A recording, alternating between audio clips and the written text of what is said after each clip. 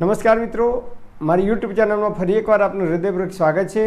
આજનો ટોપિક છે મિત્રો કે આજે હું તમને બે એવી સત્ય ઘટના કહેવા જઈ રહ્યો છું કે એક બેન માત્ર 22 વર્ષની ઉંમરે દાઢની અંદર તકલીફ થઈ, દાંતમાં એમને તકલીફ થઈ તો 18,000 રૂપિયા ખર્ચો કરાવ્યો એમને, અને એ નિયમિત બ્રશ કરે છે।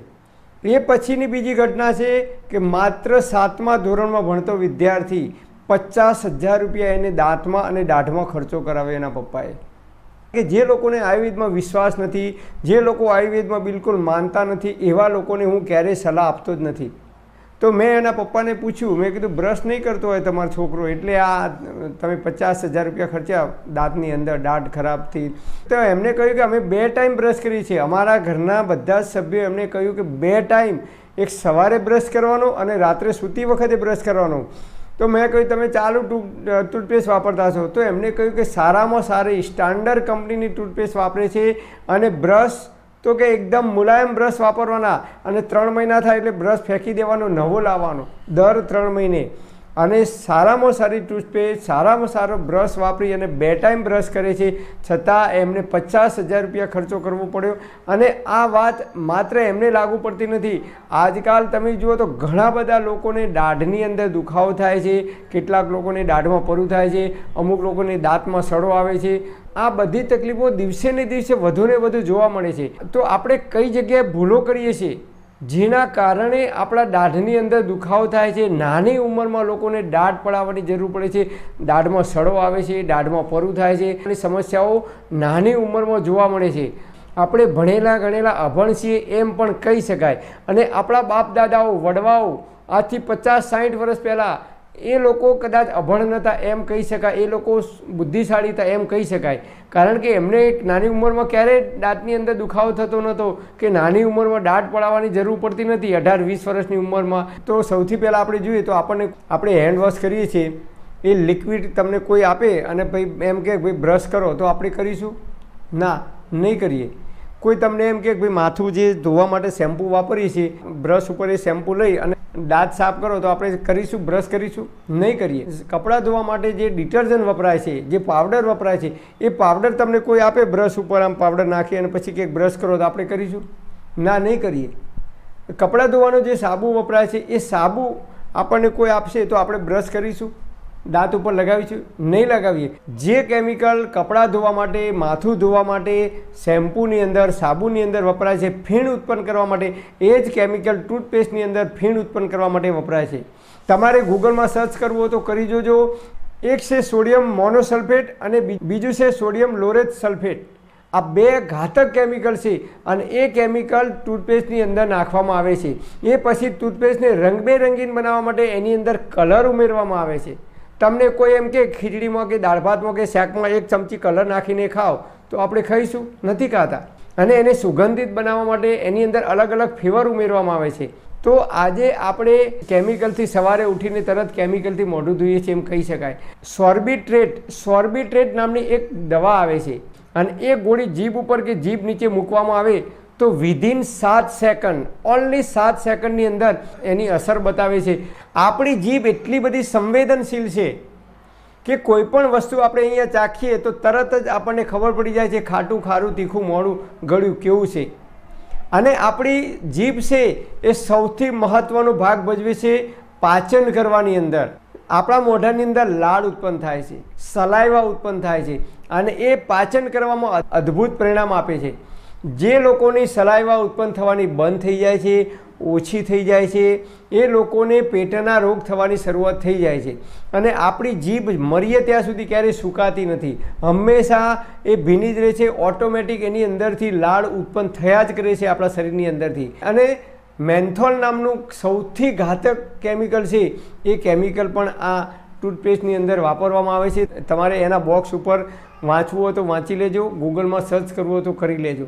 તો આજે આપણે બ્રશ નથી કરતા, પણ કેમિકલથી આપણે આપણા દાંત સાફ કરીએ છીએ, અને એ કેમિકલથી એટલા માટે એ લોકો ગેરંટી આપે છે દાંત સફેદ થવાની, કારણ કે દાંતના ઉપરનું જે સફેદ પડ છે, એ પડ એ કેમિકલ ઘસવાથી એ પડ છે ધીમે ધીમે દૂર થઈ જાય છે। અને એટલા માટે ગમે તેવા પીળા દાંત હોય તો ઉપરનું પડ જતું રહેશે, પીળા કલરનું અને એટલા માટે દાંત સફેદ દેખાય છે. તો એના લીધે દાંતના ઉપરનું પડ છે ઘસાતું જાય છે અને એના લીધે આપણા દાંતના બે દાંત વચ્ચે પેઢા વચ્ચે જગ્યા થાય છે.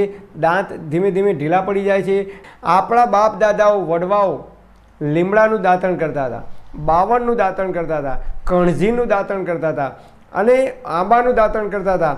આવા 13 પ્રકારના આયુર્વેદની અંદર દાંતણ બતાવે છે. તમારે લીમડાનું દાંતણ કરવું હોય તો માર્ચ, એપ્રિલ, મે, જૂન, જુલાઈ, ઓગસ્ટ, સપ્ટેમ્બર, ઓક્ટોબર આ જે ગરમીના દિવસો છે એ ગરમીના દિવસોની અંદર અને ચોમાસાની ઋતુની દરમિયાન તમે લીમડાનું દાંતણ કરી શકો છો. નવેમ્બર અને ડિસેમ્બર 2 મહિના તમે બાવળનું દાંતણ કરી શકો છો અને જાન્યુઆરી અને ફેબ્રુઆરી કણજીનું દાંતણ કરી શકો છો. આમ આયુર્વેદમાં ઋતુ પ્રમાણે આપણને દાંતણ કરવાનું કહ્યું છે. તમે નિયમિત જો દાંતણ કરવાનું ચાલુ કરી દેશો તો દાઢમાં ક્યારેય સડો નહીં આવે, દાઢ પડાવવાની પણ જરૂર નહીં પડે. કારણ કે લીમડો છે કડવો છે, બાવળ છે તુરો છે. જ્યારે આપણે ટૂથપેસ્ટ ખાઈએ તો એ મીઠી લાગે છે, અલગ અલગ પ્રકારના સ્વાદ એની અંદર મૂકવામાં આવે છે એટલે બાળકો પણ એ જલ્દીથી બ્રશ કરે છે. અને આજે આપણે બાળકોને પણ ફરજિયાત ઘણા લોકો 2 ટાઈમ બ્રશ કરાવે છે અને એના લીધે પેટના રોગ થવાની શરૂઆત થઈ ગઈ છે. નાના બાળકોને કબજિયાત થવાની શરૂઆત થઈ ગઈ છે.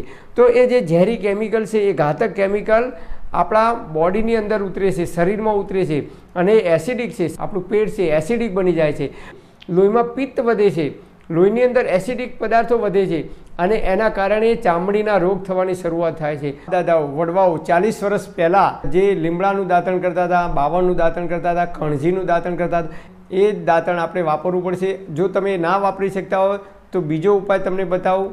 બીજો ઉપાય બતાવું, તમારી પાસે દાંતણ નથી કે તમને દાંતણ મળતા નથી તો તમારે 1 ચમચી લાકડાની ગાણીનું શુદ્ધ તલનું તેલ હોય તો તલનું તેલ અથવા સરસવનું તેલ હોય તો સરસવનું તેલ 1 ચમચી લેવાનું.